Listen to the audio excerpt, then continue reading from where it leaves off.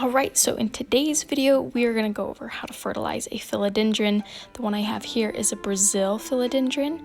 I'm going to quickly go over the basics of fertilization along with some of the science behind it. So if you've seen those videos, you are welcome to skip past this part right to where I'm actually fertilizing this philodendron. So number one thing to remember, only fertilize healthy plants. If your philodendron is in really sad shape, fertilizing will not save it. It will generally stress it out and could even kill it and end its life. So please don't do that. Spring is generally the best time to fertilize due to the increased sunshine hours in a day. Your plant should be in a more active growth stage, and so it is a great time to be fertilizing it. Third thing to remember, plants in shade have a slower metabolism, so kind of going along with our previous tip, if you have more sunshine, your plant will be growing faster, whereas if it's in shade, it's growing slower and will not need as much fertilizer. And last thing to remember, less is more. If you're worried about harming your plant, simply be conservative with how much fertilizer you use with it. So these three numbers that I'm pointing to here are the three major nutrients in a fertilizer. The numbers are the percentage in the active ingredients for nitrogen, phosphorus, and potassium in that order, and we're going to review them just really quick.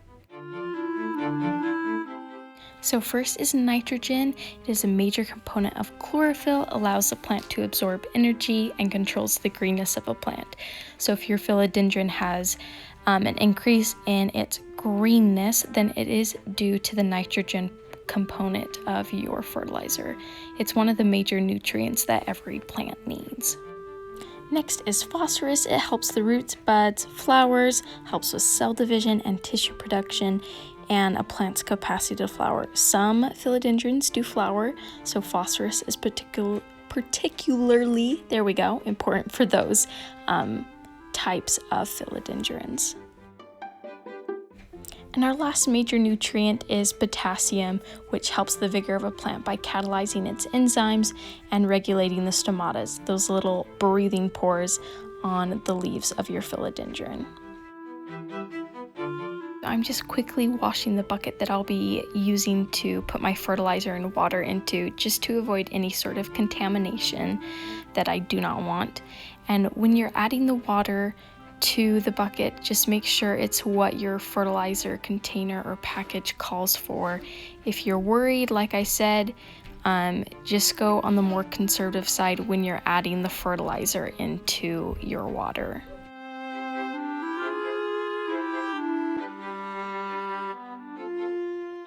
And for philodendrons in particular, I do recommend fertilizing it on a monthly basis between spring and fall.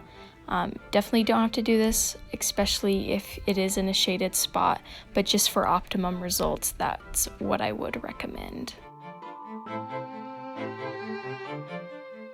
And once you have stirred your fertilizer completely in the water, you are ready to actually fertilize your philodendron. So go ahead and pull it out and make sure to soak it enough that it gets all the soil thoroughly soaked.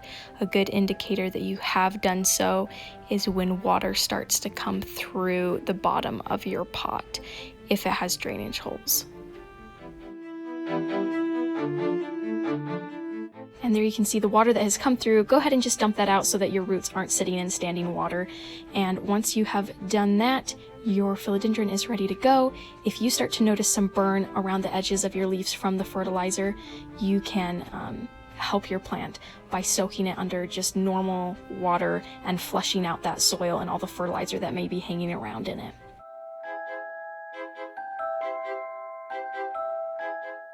And there you go. Now you have a fertilized philodendron.